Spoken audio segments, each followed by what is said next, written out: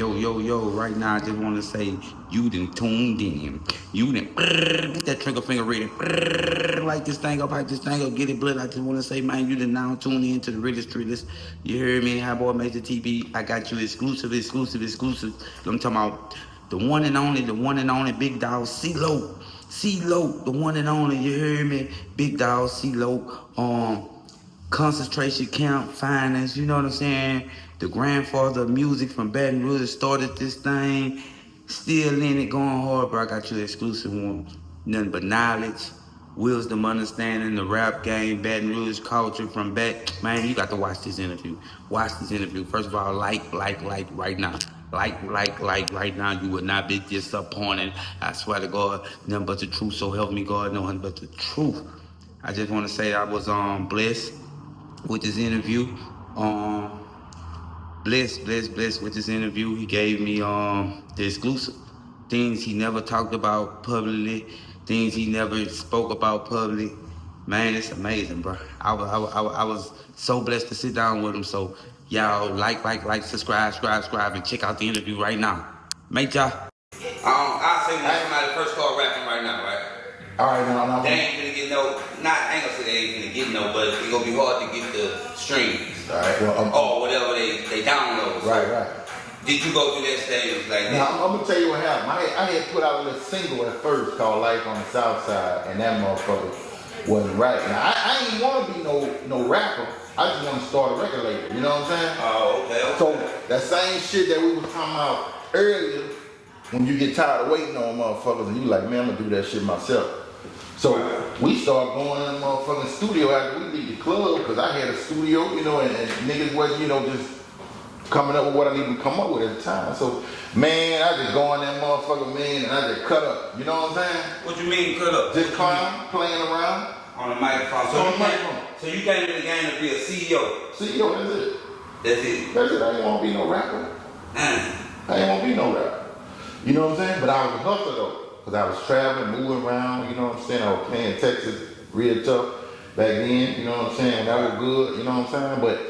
But I ain't want to be no rapper. You know what I'm saying? But I lived the lifestyle. See, now that I look back on it, I realized that you was the rapper. I was the rapper. Because you know, the people I had like back then trying to work with, they just wasn't on that, what I was on. Like, I was really out here on that, you know what I'm saying? So they wasn't on it though. But I'm gonna find me some rappers and put them out. And then when I started this, you know, I'm like, man, I'm gonna just do it myself and shit like that. You know what I'm saying? I was just saying shit that was on my mind, that was going on, you know what I'm saying? What made you want to be a CEO or I know you had been, like, I heard like a person that talking to you, like, been messing around with you. You say you was a DJ or somebody else? Not a DJ, but what it was? A DJ. I was a young DJ. Yeah, that was told me. Okay. In middle school. So you had music ideas and yeah. I always fuck with the music, but you know, I was like young bleed DJ in middle school, trying to be a DJ. I wasn't but 12. You know what I'm saying? But then, all right, go ahead. Yeah, but then after we, you know, got out of school and shit like that, you know, after school and shit, I started hustling and shit. You know what I'm saying? Okay. And what made me want to, you know, do the record label was I was young, but you know, I was getting it. You know what I'm saying? So I'm like, man, let me start a record label, you know what I'm saying? Put a studio together, shit like that, you know what I'm saying? So I started doing that, but I ain't really know about the music like back then. I ain't really know how to get the artists to make the kind of music I wanted, you know what I'm saying? So did you have any knowledge about music when you say, man, I want like they inspired me, man? What it was back then, like what was other CEOs back then in this era? Man, it was like CEOs, cause you know, I mean, like nowadays time, like I guess you got to see something. Oh, I like that, man. I want to be that. So I had two. All right, who was those guys? Sick with it. E40. You know what I'm saying? Cause we used to fuck with C-Bo and you know what I'm saying? Lady T, Miss T. You know what was the girl named Lady T? Sugar T, that's it. Sugar T, you know what I'm saying? Be legit. Like we was on that shit stuff. Right. In Baton Rouge, you know what I'm saying? Yeah. You know, and it would rap a lot. Rap a lot. Scarface. What far as special, I mean, I used to love Big Mike. Oh, Big Mike. That nigga went hard. You know what I'm saying? I remember 3-2. R.I.P. 3-2. You know what I'm saying? 3-2. He was with Rapper Like Too? Yeah, he did Rapper Like Too. He was Rapper Like Too. So you kind of was listening like that. Did you see these people in person back then? Rihanna. Well, see, I was young. I wasn't but about. Yeah, I was about 18. So I used to buy all this shit and hear this shit. You know what I'm saying? And watch BET and shit like that. That's where I got it from. You know what I'm saying? Because I never met him back then. You know what I'm saying? But especially when I went to Houston, though, I watch rapper okay, well, I see how they move.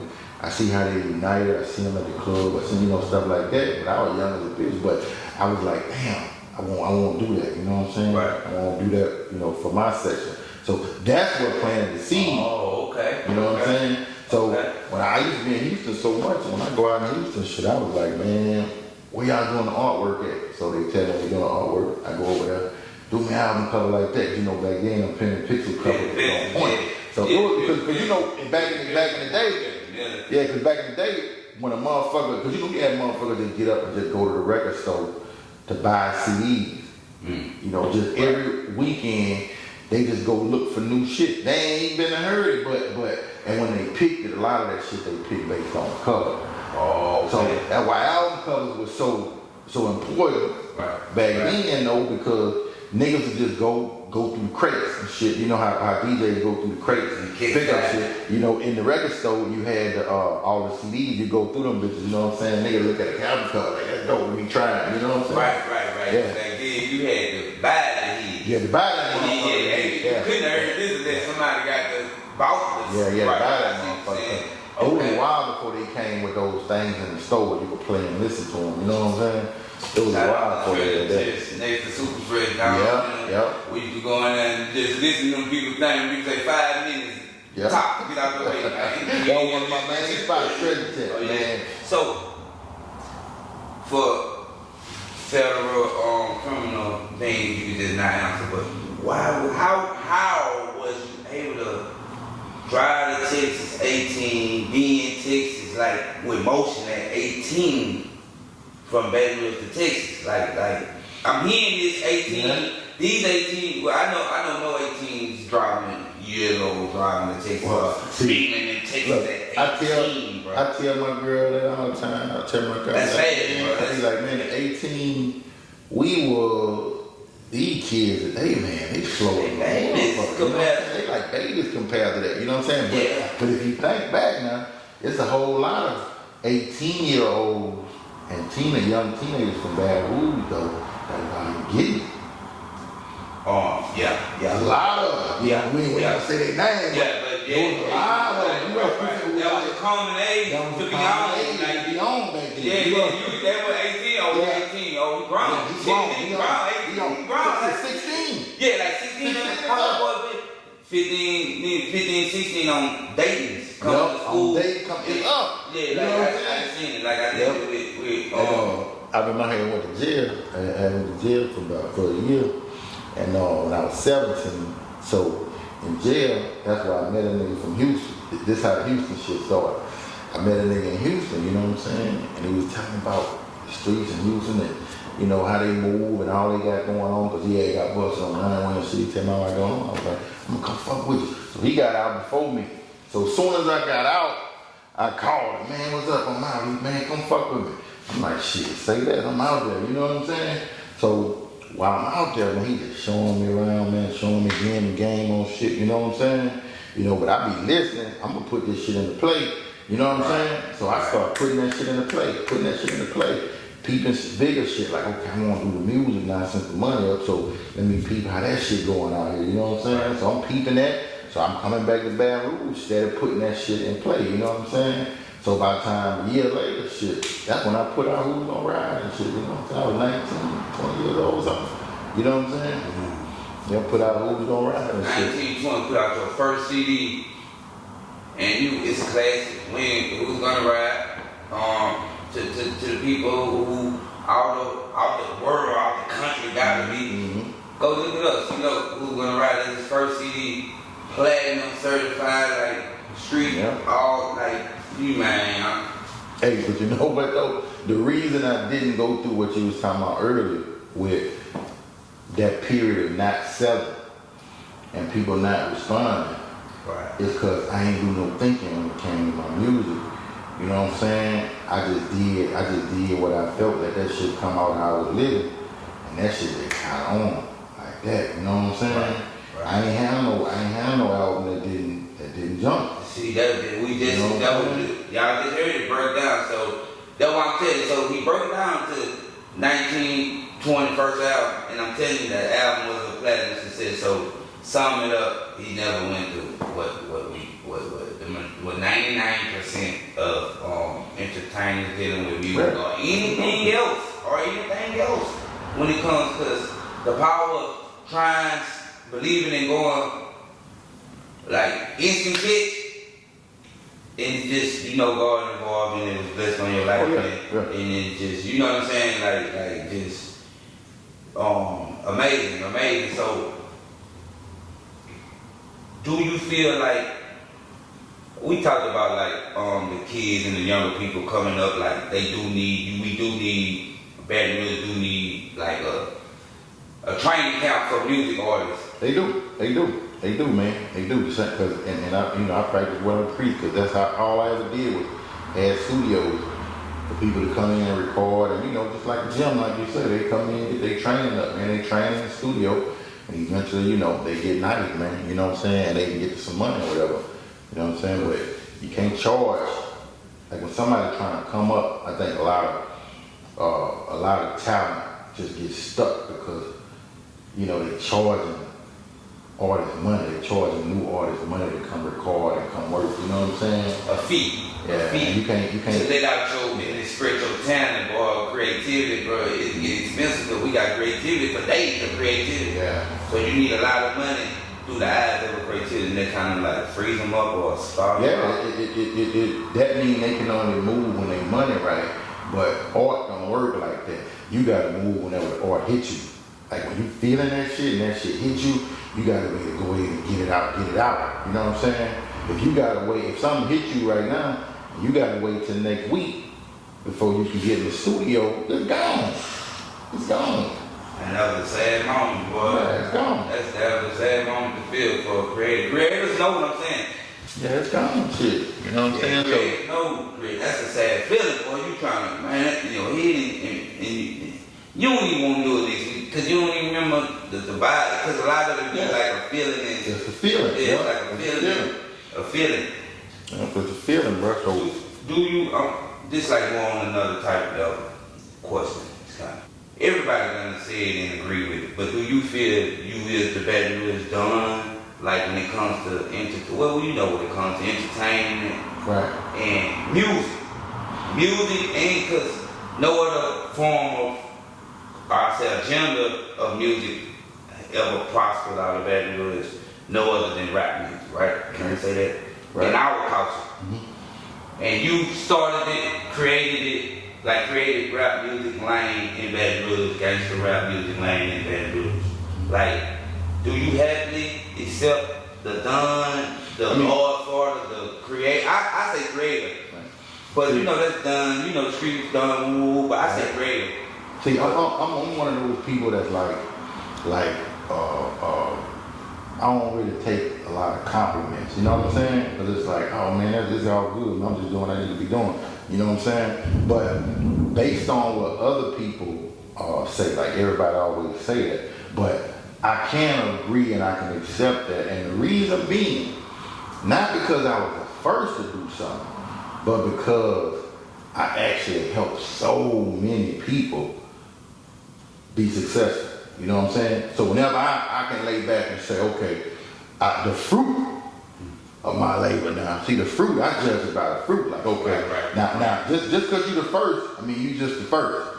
You know what I'm saying? But the fruit though, you judge the tree by its fruit. Right. So when I look at the artists that I helped out and the way, not just help them out musically, but gave them the game, give them the business. That's why every artist, I ever worked with, they was able to branch off on their own, right, and and maintain, you know what I'm saying? And give them the game. It made me feel good, and I can accept that because of how many people I helped be successful. Not just because I did it first, you know what I'm saying? But because the impact I made and how many people that I helped be successful, you know what I'm saying? Correct. Now that make a lot of sense. That make perfect sense because the first, the Bible say the last will come first, stuff on that type of level. But the first, not always the best. Not always. Yeah. You see what I'm saying? Yeah. The first tree that grow, the first seed grow will be the one. In that case, we should have just put one out there, right? Right. You see what I'm saying? But we doing that raw, everybody doing that raw trying to fish for whatever they fishing for. Nah, that's amazing, bro. So for those who don't know, I mean, he got to be out of this world, but this guy, better really done, created, then enlightened, touched, work with, enhance artists like Boost, a childhood friend of mine, right in the same hood. I watched it.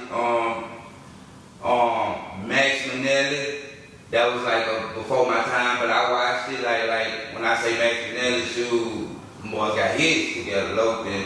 You know, like artists that, man, the list go on, man. We got R.I.P. Red. That's a Baton Rouge person. Rapper, Zion City Bomb. Can you elaborate? Cause me personally, I know you.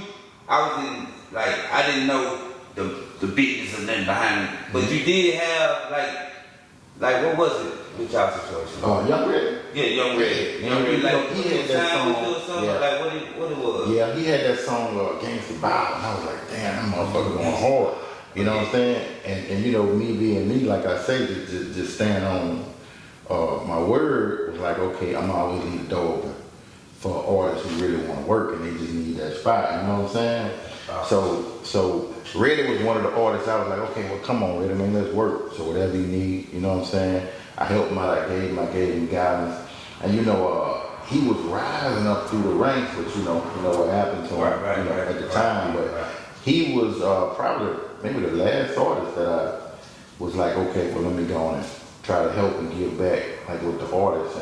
And no doubt at this point right now, he'd have been on that level. Mm-hmm. He'd have been, he'd have been giving back, and he'd have had artists, because every artist that I dealt with end up having artists and working with artists, and, and it just keep going. You know what I'm saying? Right. Producers too. You know what I'm saying? Right. You know, and it just keep going. You know, just like most producers in Baton Rouge, y'all are most of the ones who've been around for a while. They'll tell you, man, Loc was probably my first check.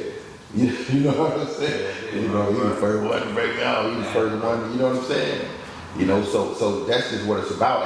And I ain't saying it, to make myself look no kind of way. It's all facts. It's all truth. Like one thing, the truth you can't enhance the truth. But go ahead on this.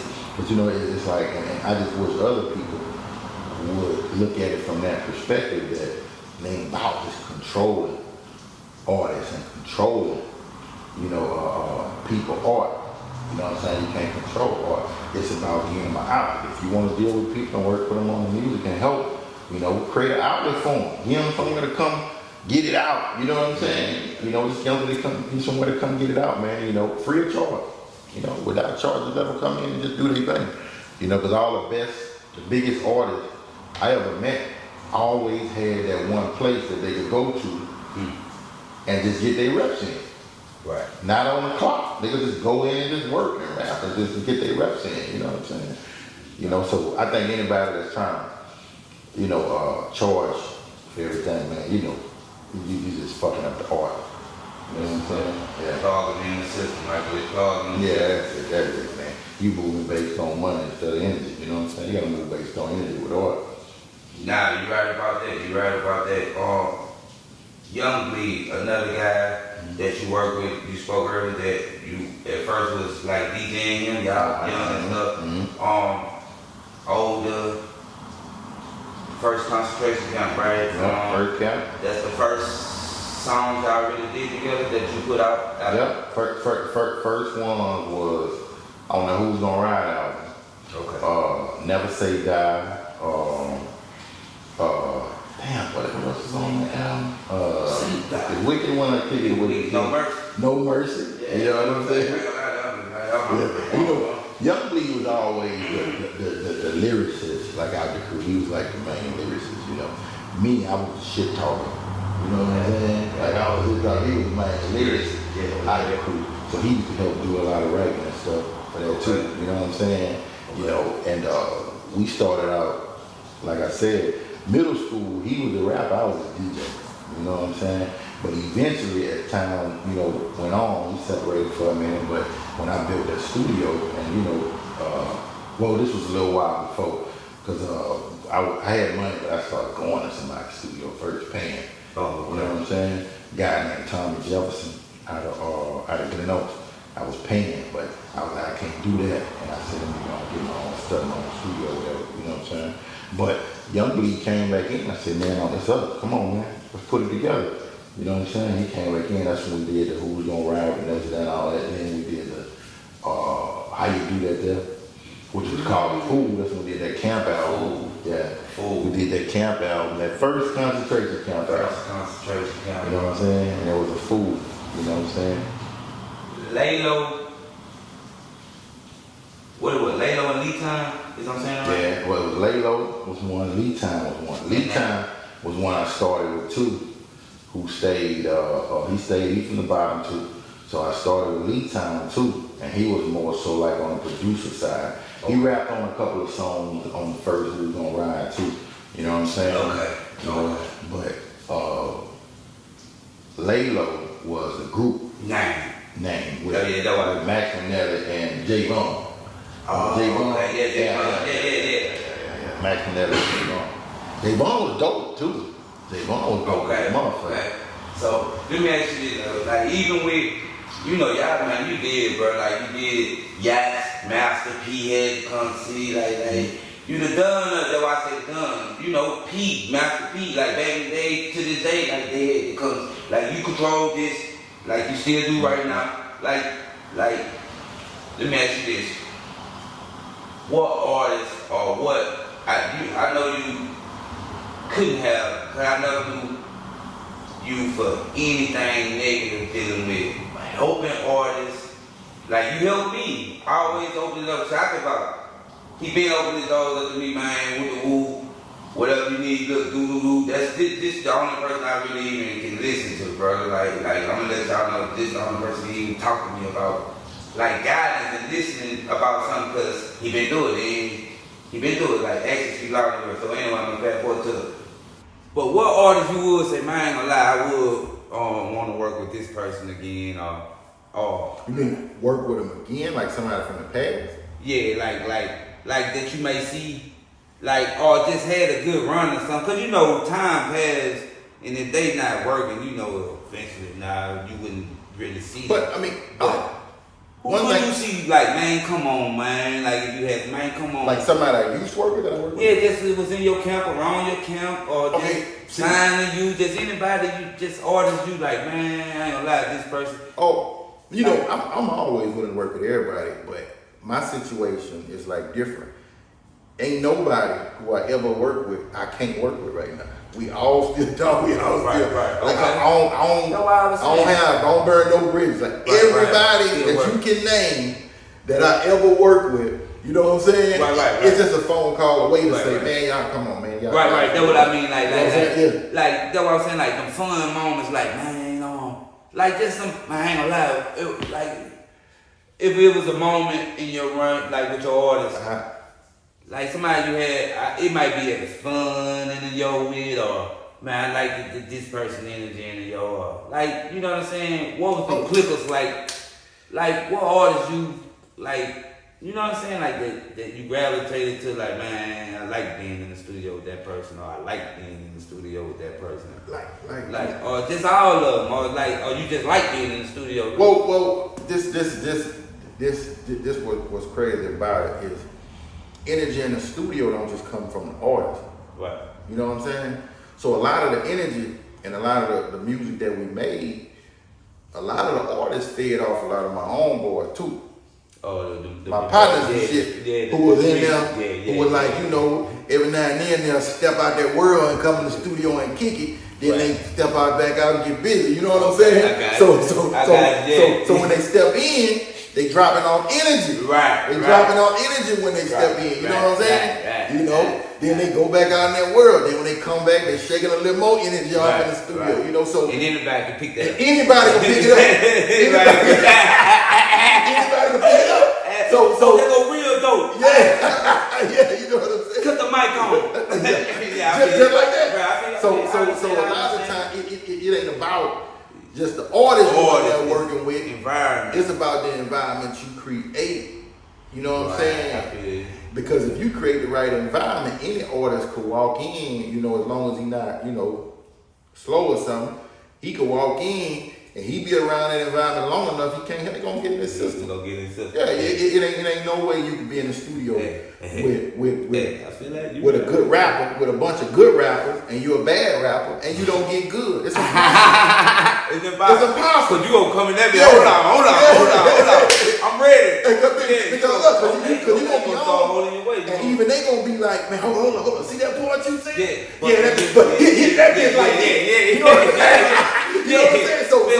So if you got the energy, it's about the energy that you got in that motherfucker, bro. If you got that energy in that bitch like that, man, you know what I'm saying? Man, hits gonna come out that motherfucker. They coming out that bitch. They coming out that bitch. You right about that? They coming out that bitch. You coming right about that. Hits attracted to the energy, man.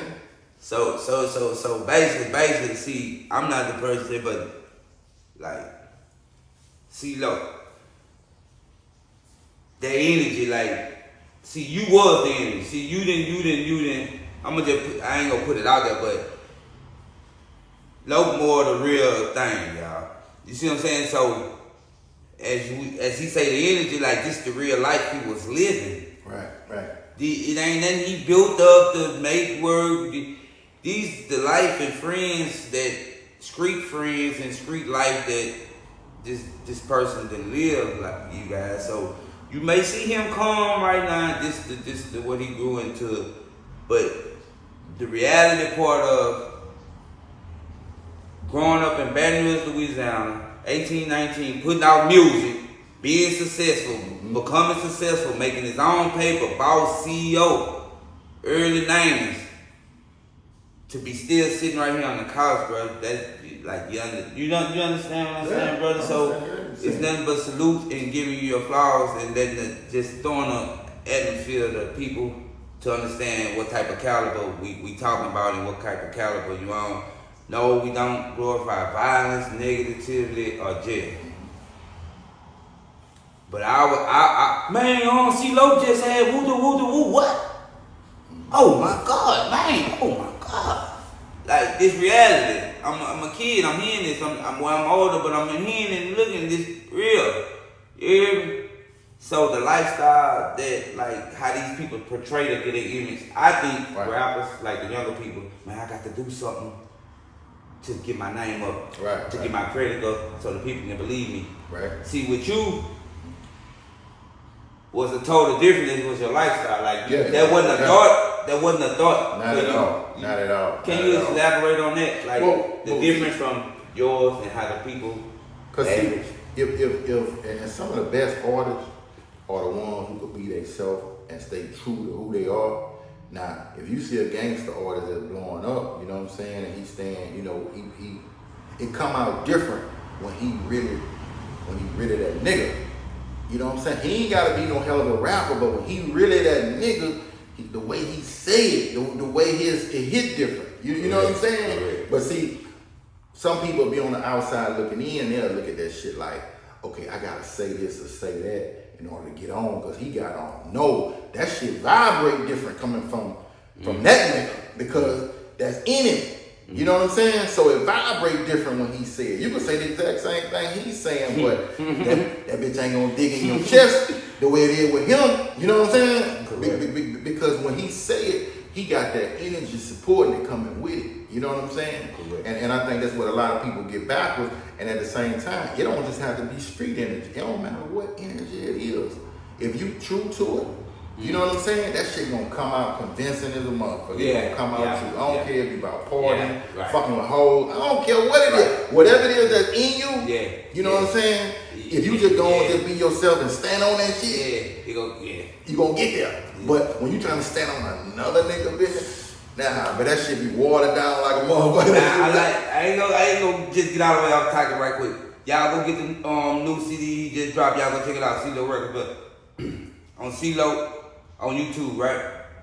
That line you just said, you trying to mimic somebody else, you gonna be a goof.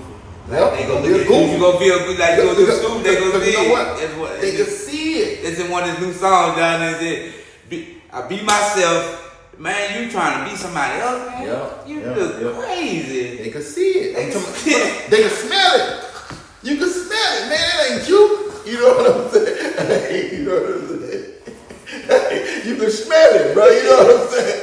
Look, a nigga trying to play wolf, but you smell like a sheep. Where the sheep smell coming from? You look like a wolf. Right. But where the sheep smell coming from? Yeah, you performing. But where the sheep smell coming from? You know what I'm saying? I'm blind. I don't even see you. Oh, that's a sheep. I'm blind. I don't like your performance. That's me. So you know, as long as the motherfuckers stay true, you know what I'm saying? Then I think that shit, you know, I think niggas get a lot motherfucking further now. You know what I'm saying? Now they do got some artists out here who could actually be around that element, like, and mimic it. Yeah, mimic it. You know what I'm saying? And mimic it. You know what I'm saying? But for the most part, most people, man, is that legal to mimic? Like that? Is it legal to mimic if you can rap and all you need is something to just sit in on? Oh, come in with me, man, so I can get your. Is that legal? I think it's legal, like if you mimicking. Say it's like you got some people that ain't rappers, they just live in a certain way, right? But you the rapper, so you telling their story. Right. I think that cool. You ain't got no problem. You got your clique, man. You the voice of the clique. It's on you to tell their story musically because they can't do it. You know what I'm saying? And they need you to do it. But now, if it's another rapper and you mimicking him taking his shit, nah. Okay, now that's illegal. You show something. Yeah. You know what I'm saying? Yeah. You know, you can't do that. You can't do that. You can't robbing somebody. You know what I'm saying? You robbing somebody, bro. You know what I'm saying? So you can't do that, bro. You know, but you know. What would you tell a rapper who in their heart that feel they got to do something to earn, like to get a name to get in the music game? That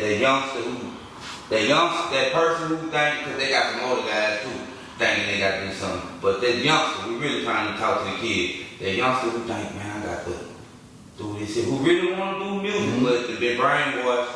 They got to pick that. They got to do something like shoot somebody or get a body to get their name and clout up.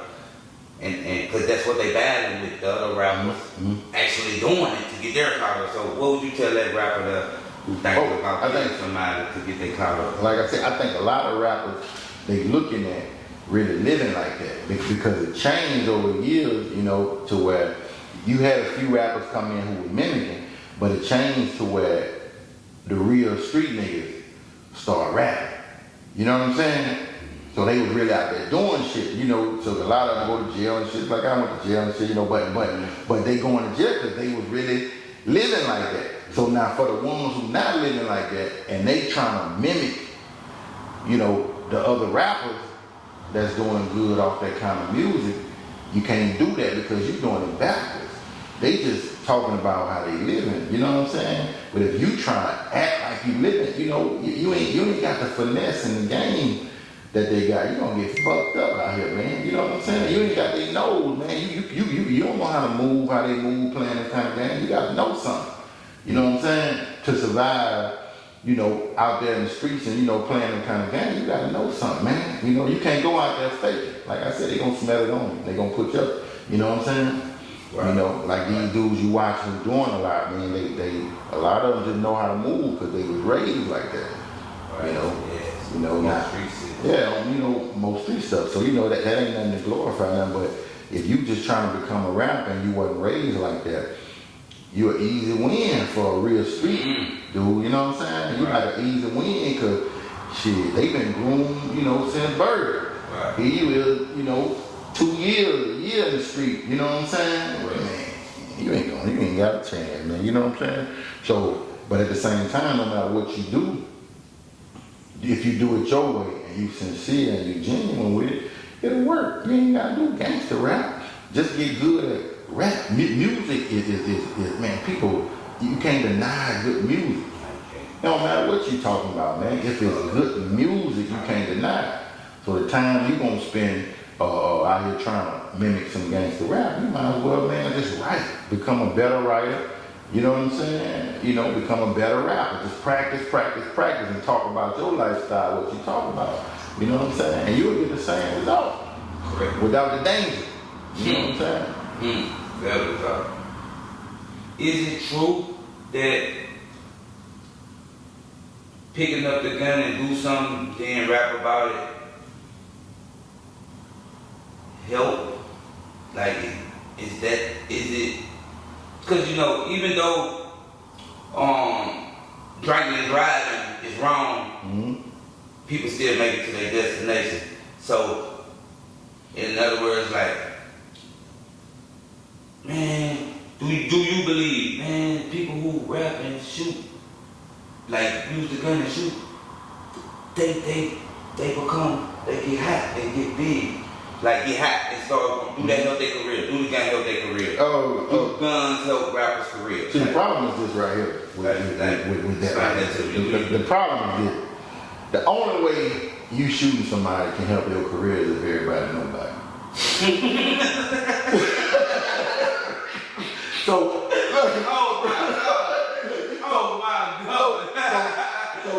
that's a flaw in the game, right? That's a flaw. That's the first flaw. I didn't read the red like, hold on. That's the first flaw. You know what I'm saying? Because you know, ain't no doubt there's a whole lot of rappers out here. They might be rapping about no matter, they might rap about women and dancing and got 100 bodies. You'll never know. Right. Because they ain't using that to get on. Because a lot of these rappers go on here talking all this party talking, doing pop music, man, these niggas ain't pussy. Right. You go fuck with these pop artists if you want to, or these country, you think this shit, you think these niggas ain't pussy. They got them two. They got them two over there. You know what I'm saying? You know, so a nigga ain't gotta do all that, but if he trying to use that in order to blow up, that's the flaw. Everybody gotta know you did it in order for you to get any kind of momentum. So, you know what I'm saying? It's too expensive. You put your life. It's too expensive. You know what I'm saying? That's expensive, bro. It's too expensive, you know? Ooh, so guys, y'all heard that. Now, what on the other CD, I think that was Gangsta Beat. One of them come in. Yeah, I've been a decade in this thing. Man, that was about a decade ago. Like, man, talk to me on the longevity, the brand. How many years you actually been from your first CD and from day one you been trapping and living off this, y'all guys? Yeah. Just trapping and living off this stuff, y'all. Yeah. I'm talking about, listen what I'm saying, trapping and living off this stuff since day one, since back in, just tell us the time frame and how long you been in the game, living off this and trapping. First album came out in 1994 and it's 2025 right now. And I just stopped here before I go do my show. I got a show tonight. You got a show tonight. You know what I'm saying? So that's 31 years eating off music. You know what I'm saying? 31 years eating off music.